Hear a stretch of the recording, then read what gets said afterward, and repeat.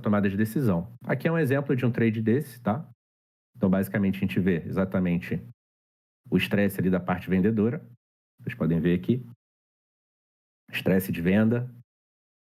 O preço volta, respeitando uma MAP, perfeito?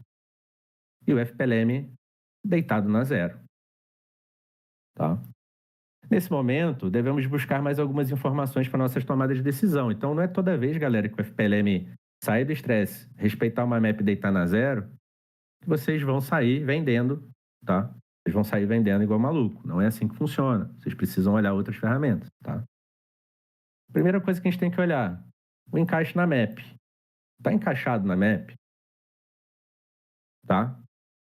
A MAP ali está demonstrando realmente que ela está servindo ali como suporte a uma resistência ali do preço, tá? Teve a resposta do preço nessa MAP? No caso aqui ele respondeu, defendeu, ficando na zero. Como é que está o saldo do VX? A gente tem saldo do VX nos mostrando que essa MAP pode ser defendida?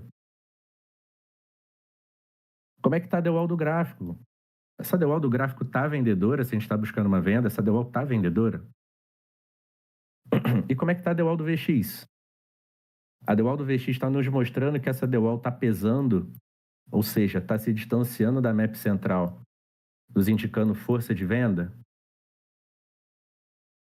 Então, galera, não é porque, mais uma vez, não é porque o FPLM saiu do estresse, deitou na zero, respeitando uma MAP, que a gente tem que deixar de olhar para isso aqui, para isso aqui, para o saldo do VX, que é muito importante, tá? A gente tem que olhar para isso tudo, e estando tudo ali de acordo, a gente pode sim ter a nossa tomada de decisão, tá?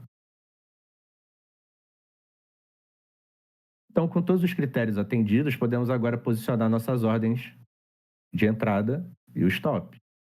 Então, já que a gente verificou que está tudo nos conformes, a gente tem a MAP pesando, MAP vendedora, tem a MAP respondendo, tem o FPLM deitado na zero, temos saldo no VX e a DWAL do VX nos possibilita também, a gente pode posicionar nossa entradinha, meio do box, mais perto da MAP se quiser. Uma forma que eu tenho posicionado é exatamente essa. Eu acho o meio do box ali, posiciono um tiquezinho para trás, né, no meio do box. Mas, mais uma vez, qualquer região que vocês fizerem a venda aqui, tá ok, tá? Não tem problema nenhum. E, e é isso, espero o preço voltar lá, tá bom? O preço volta, busca a nossa ordem, nosso stop está posicionado. Como é que a gente posiciona? Uma frequência de ganho para uma frequência de stop. É uma operação 1 para 1. Por que a gente não posiciona, galera, se ele fechar um boxzinho aqui, tá? Porque muitas vezes a gente observou que ele acaba dando uma zipada nessa região da MAP, já que a gente não tem o saldo, a DWAL continua pesando. Muitas vezes o que acontece? Ele dá uma zipadinha aqui na região da MAP e desenvolve o movimento para baixo. Então a gente entende que um stop que poderia ser considerado um stop técnico dessa operação é realmente uma frequência, tá? Então a gente deixa uma frequenciazinha, até porque com uma frequência, o que vai acontecer? Esse VX aqui já vai apagar, né?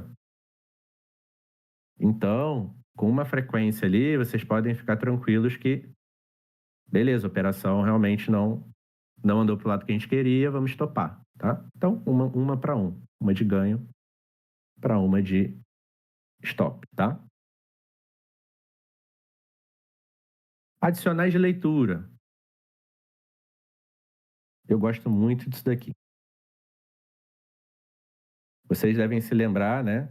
Recentemente a gente teve nossa monitoria sobre stop e absorção. A gente sabe que o stop tem uma força no que se diz respeito a segurar o preço, né? É um ponto de defesa, é um ponto de controle aqui, nesse caso, parte do vendedor, né? Então, o que acontece muitas vezes nesse tradezinho da zero? Além da gente ter a DWAL, aqui não dá para ver, né? Mas a gente tem o VX. Eu acabei cortando para ficar mais visível aqui a parte e ficar com um zoom maior para vocês, tá? Todo aquele checklist que a gente acabou fazendo ali atrás, quando a gente tem um stopzinho ali na região também é algo super válido. Por quê? Porque a gente, além de ter isso tudo, a gente sabe que isso aqui é um ponto de controle por parte do vendedor que ele vai querer defender, certo? Então é um ponto adicional na nossa leitura. Mais uma vez, é um ponto adicional de leitura, tá? Não é obrigatório você ter um stop te ancorando nessa operação. Só que geralmente, quando eu vejo um stop me ancorando numa operação que eu já tenho a vontade de fazer, que já está alinhada com a minha leitura, eu fico mais à vontade ainda para executar. Beleza? É um adicional de leitura, mais uma vez, não é obrigatório, tá? Isso aqui é até um trade, foi, se eu não me engano, semana passada, tá? Que eu executei. Se vocês observarem, além da gente ter esse trade da zero, que é o FPLM deitado da zero e tal, que a gente viu, a gente tem ainda o quê? A região do stop ainda uma absorção de cabeça. Tá? Então, assim, é mais contexto ainda, tá? É mais contexto ainda. Então, pô, já quero fazer o trade. O que eu estou analisando aqui no cenário que está se construindo? Cara, o vendedor deixa stops aqui durante a descida, certo? O preço vem respeitando, vem absorvendo cabeça e é sempre dali para baixo, tá? É algo que está somando a minha leitura. É algo que está somando a minha leitura. Mais uma vez, eu já quero fazer esse trade. Quando eu vejo um stop, uma absorção de cabeça, opa, vamos embora, tá? Vamos fazer o checklist? Deu do gráfico, ok. Trade da zero, a zero deitadinha aqui, ok. Pô, mas essa DEWAL do VX está compradora, Delgado. A DEWAL do VX não está a favor. Realmente, é o único ponto aqui que está contra ali do meu checklist. Só que esse trade aqui está aqui propositalmente, tá, galera? Por que eu executei esse trade mesmo vendo que isso aqui não estava a favor? Porque, galera, vamos olhar para a DEWAL, vamos olhar para o stop, para absorção de cabeça?